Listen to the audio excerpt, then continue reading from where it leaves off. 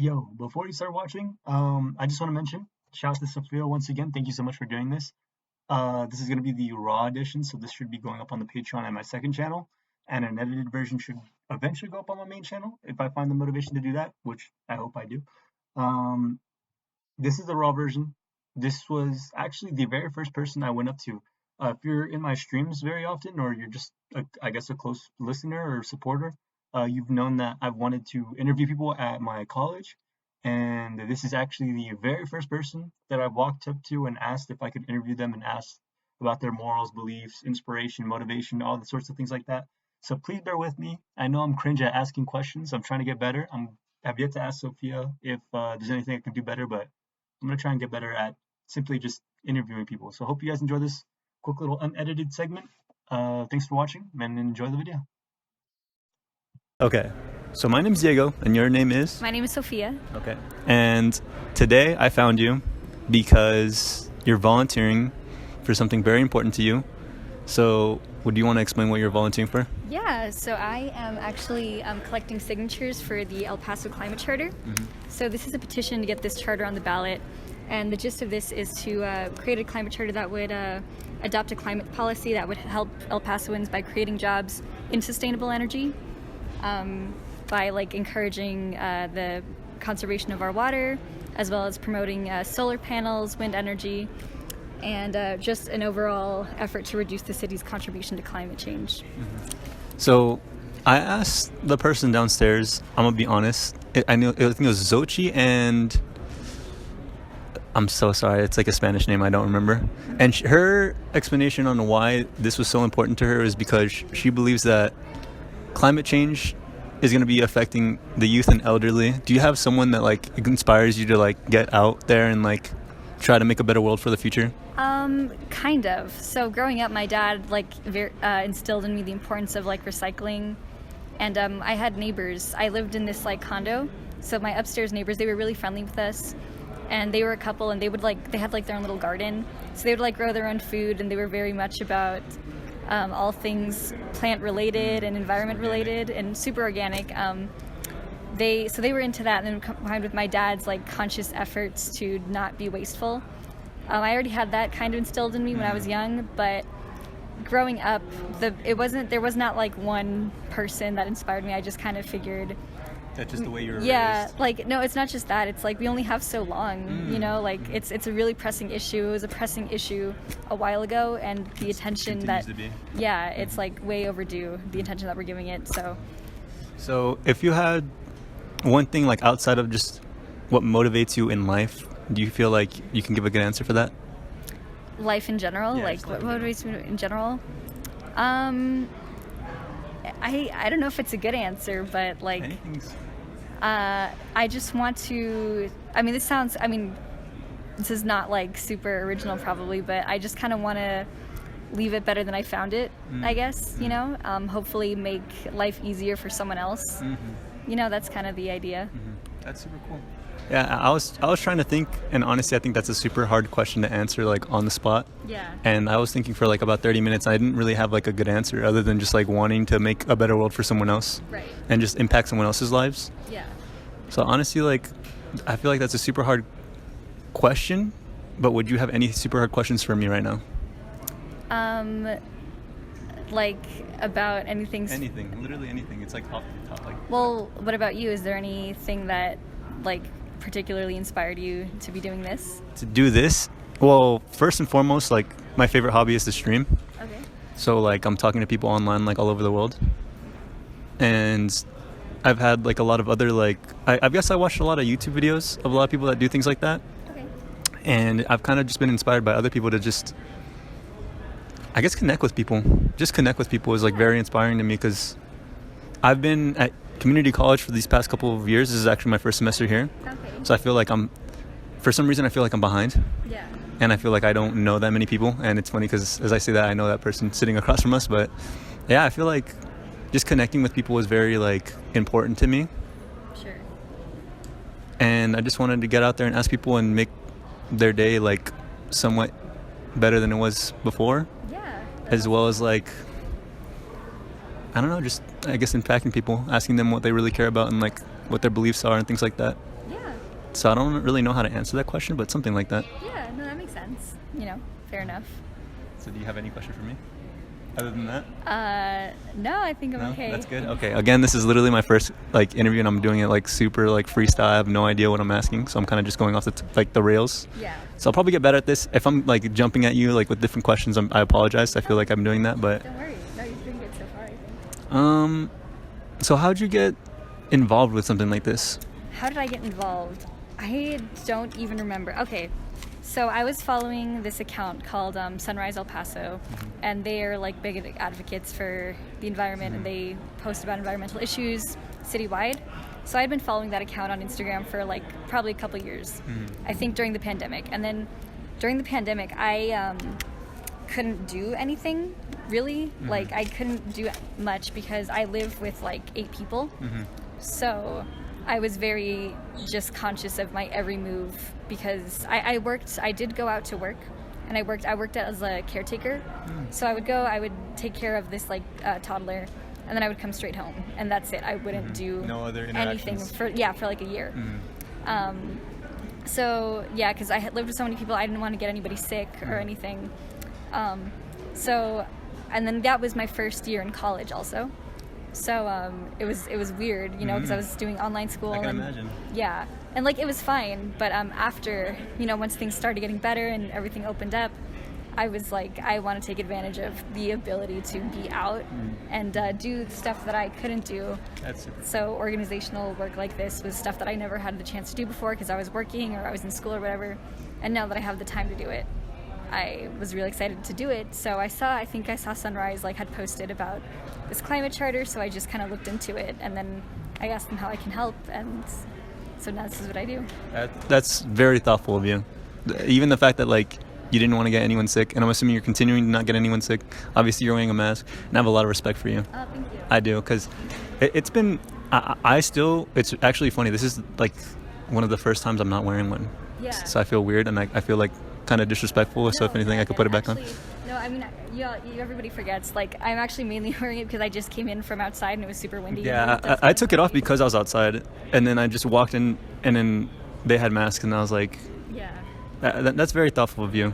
Thank you. Yeah, I mean, I try. I mean, everybody makes mistakes. It's easy to forget, but I try. Oh yeah, it's kind of funny because it's on camera, and I don't have a mask, and I just look like the asshole. But No, it's fine. that's super cool of you. That's very thoughtful. I'm proud of you, even though I have no idea who you are. Thank you so much. I'm gonna be honest. I have nothing else to literally anything other than the questions. So let's just get back into that. And I forgot the questions, so that's why I was trying to stall. So far, I know you said you've joined college during COVID. Was that experience obviously super weird? Yeah, I hated it.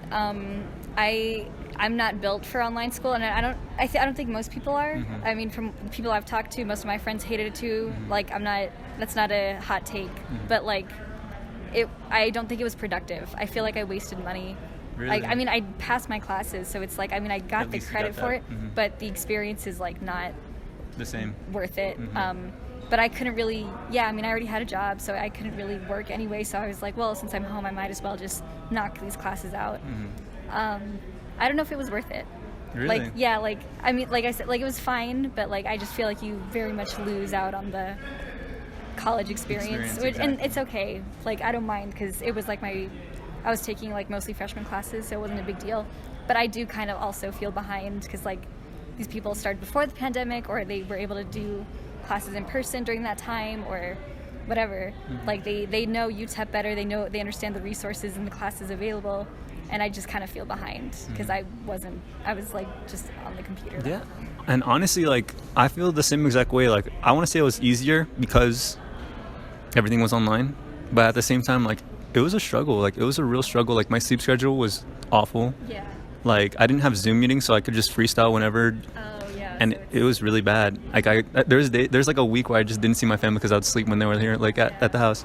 It was really weird. And then now that I get to come here, it's a totally polar opposite, just a whole new experience. And again, I feel behind, and especially for you, I feel freshman year is the year you're supposed to be meeting people. You're supposed to be interacting and making connections and all that whatsoever. So do you feel I'm trying to think of a question on the spot. do you feel like, obviously you said it's not worth it. If you could redo it, would you? At the same time, no. Like, I mean, I don't know that I regret it, but like, I could see how it's not worth it. I would argue that it's not worth it, but at the same time, I wouldn't change it because all of that led me to where I am right now. And I'm glad that I'm able to do this. I also like register people to vote on campus. I'm with a group called Texas Rising. That's awesome. We table in the library like almost every day, and we register people to vote in the morning, and we'll do events like around campus or around town, just registering people to vote. And that's another thing that I think is important. Mm-hmm. So I don't know if that pandemic had happened, or if that, like, the fact that I've been doing online school, everything after that like wouldn't have played out the way it had. And I'm really glad to be doing the work I do now. Mm-hmm. So like, it's fine. Like, I don't regret it. You know, I wouldn't redo it if I had the opportunity to.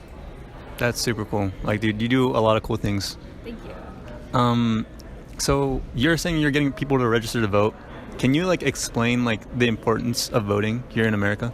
Yeah. I mean, it's people think, I mean, I've gotten a lot of like rejections from people saying things like, oh, like, I don't vote, like, it's not important, it doesn't matter, my vote's not going to count. And like, I get why they say it, so like, you know, no shame in that, like, no shade to y'all. Mm-hmm. But like, the older I got, like, I just kind of, the more it like struck important, because there's more, like, for example, another reason why I'm super like trying to be active about all this kind of stuff is because right after, like, about a year ago, in June of last year, I was in a car accident, and I had totally like fractured my neck and my back. Wow. And I was nearly paralyzed, and I was bedridden for months. So I barely got out of the like neck brace in the fall. And so it was awful, right? So that was another thing that like prevented me from doing anything, obviously.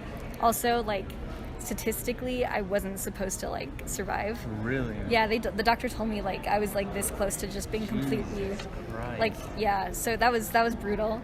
So since I kind of like beat the odds or whatever, I want to like take advantage of the fact that, yeah. So that is crazy. there was a point. I forgot where I was going with that. What was your question? The importance of vote. Oh, yeah. So like another thing, so like because of that accident though, I'm kind of disabled. I don't have like full function in this hand yet. They like the back fracture like damaged my nerves, mm-hmm. and I don't know if or when I'll get it back, like the range of motion. Mm-hmm. So I'm kind of waiting for it to come back. So because of that, I can't do like physical labor. So it's really hard for me to get like a part-time job. Mm-hmm. And so it's like, it's been difficult. But people don't realize that like, it's not just like the president, you know what I mean? Like, local elections are really important. I think the city of El Paso has really unique issues that the rest of Texas doesn't have to deal with. Mm-hmm. So I think people underestimate the importance of local elections, and I mean elections in general, but they're people that are making decisions for you, and like, you'll have no say if you don't vote. And you know, even when you do vote, that's only like going to help a certain amount, which is why people say, oh, it doesn't even matter. But my point is like, just do what you can, you know what I mean? Like, prevent. For me, it was about damage control, honestly. Like, there are people, you know, making crazy policies out there, and if you know that they're going to affect you, if you know they can affect your family, you want to like not you don't want anything bad to happen to the people you care about. So it's just kind of about making life easier for those around you, so it all comes full circle. You have a crazy story. Like, you really, like, the fact that I have come up to you and just met you, like, you are very interesting. Thanks. I had a lot of things I wanted to say, and I don't want to I'll start with the wrong thing. Okay, so I'm going to quote my stepfather, actually. Okay. I went voting with him recently, like, I want to say, like, a couple weeks ago, whenever it was, like, the state, I believe. Yeah, in March. Uh-huh. And as soon as we finished, he said, all right, I voted, I can't bitch anymore. If you vote, you can't bitch. And I was like, you know what? That is true. That is very true. And I forgot where it was, but I wanted to say that the importance of state and city elections, like, just, I believe that a governor is more impactful than the president. Oh, hands down. Totally. what your governor does has more influence on your day-to-day life than anything the president is doing. And I'm not going to say like the president doesn't do anything, obviously, but people really don't realize like your governor is controlling your life. I'm a young woman, so our current governor has done some things that like is actually really really impactful on my life and the lives of a lot of my friends and people in my life. So that's no good, right? I don't like some guy like telling me what I can and can't do with my body, as do most women. So get out there and vote, because if not, then these old guys are gonna tell you what you can and can't do. Honestly, like, I just think it's crazy because, again, I'm a big advocate of cities. I love Austin. I love San Antonio, Houston, all like that. And obviously, I believe Texas cities are more like left than right. Than like the other counties in Texas. So I find it very hard to like understand that like there's small counties that are obviously red, and there's like these big cities with millions and millions of people that are blue, and we still manage to be right. I don't want to get too political, but like I don't understand how that works. Yeah, I mean it comes down to population, obviously. So like I didn't mean obviously, like I didn't mean to be. I didn't mean like that. I get it. Like no, I meant like Austin. It has to do with like the way they gerrymander and do their. I just recently learned about that. Yeah, that's crazy. Yeah, so it's crazy because they kind of write out the county so they can count like how many people and arrange the state how they want, so they can like kind of manipulate the numbers, and so they don't have too many blue people in what they want to be a red zone. So it's tricky. I'm gonna try and explain gerrymandering. If I mess it up, please tell me. All right. Okay. You can probably explain better than I can. I was gonna ask you, but I'm gonna try because I want to learn something. Okay, so basically, gerrymandering is when, I guess like the officials just kind of split a population in half to make what they count for less than what they actually should be counting for. That's really hard to explain. I don't know if it's necessarily in half, but it's kind of how they just divvy up like regions of like a city or a county or whatever, so that they can count the population they can manipulate the count of that like part of the. Yeah, that is. Do you believe politics are rigged? Rigged. I don't know. I don't know how to speak on that. In the grand scheme of things, or yeah, sure. I mean, yeah, kind of. I'm not gonna say like I'm not saying like, oh, the election was stolen. Like not like that. No. No, I mean like, okay. But there's a pattern, I think, of, I mean, this is not like, like I said, this is not like a hot take. I don't think this is like controversial, but there's definitely like a pattern in people in this country who are successful in their campaigns. That's all I'm going to say. Okay, and they're successful because they have resources that lead them to others don't have. Others in this country are deprived of.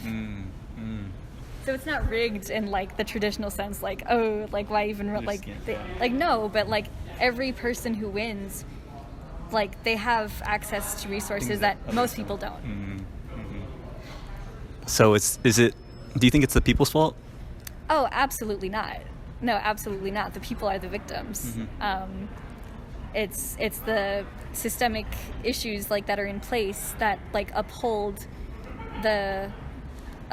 how these elections are functioning, and like it's the systems that are in place that are at fault and to blame, because until those are gone, like what else can you do? Yeah, but like they're institutions, so they're not going away anytime soon unless we like actively fight to change that, which is why I believe in like voting and doing what we can. Obviously we can't like change all of this in a day. Obviously it's going to take a while for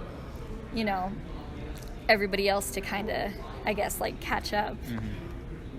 But there is a pattern because certain people are like given access to resources that other people aren't, and that's not the people's fault. That's a systemic issue, and that's been going back for like hundreds of years. Centuries.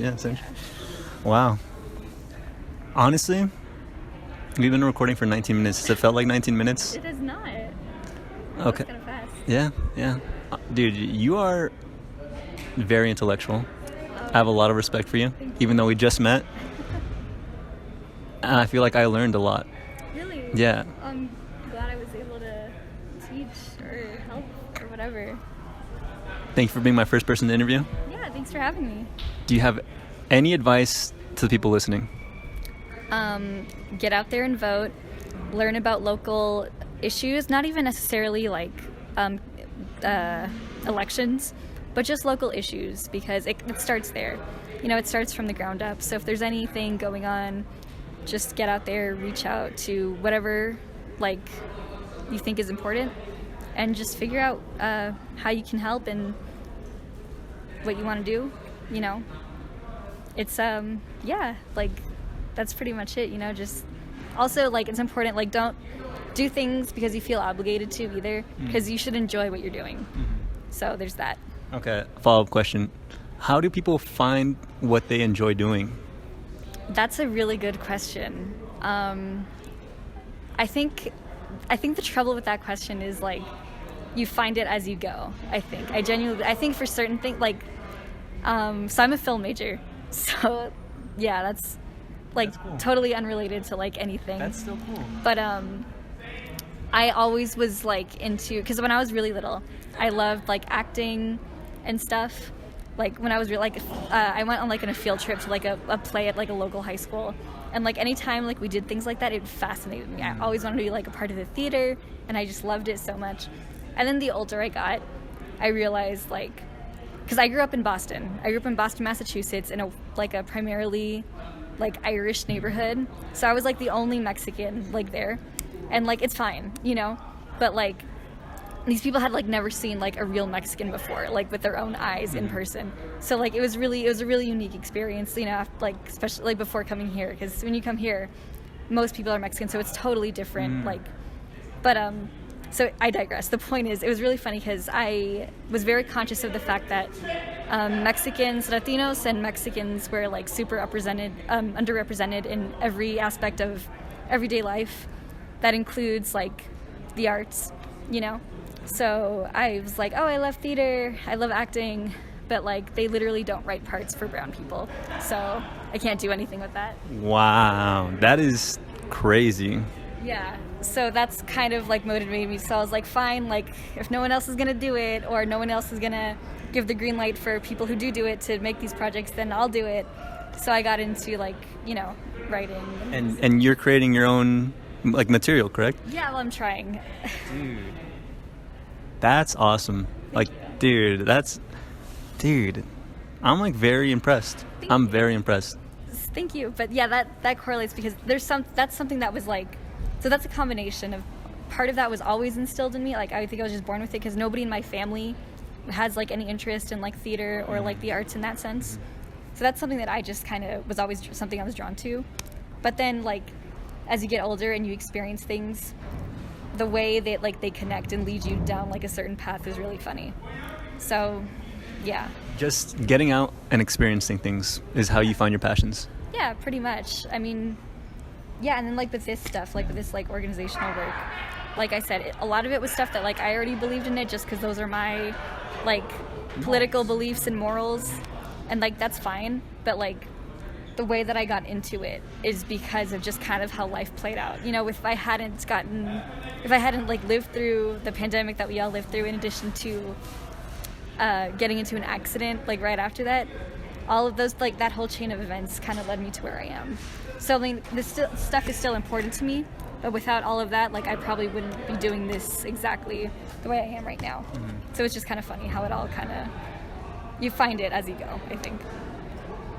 Dude, I'm very speechless right now. Like I was not expecting for this to be like the very first like practice run, and for you to be like, I don't even have words for that. Like just so situated with what you love and what you're doing. Like that's awesome. And the fact that like you've been through so many troubles and you continue to try and make an impact with what you have, that's amazing. Thanks. Again, it was very.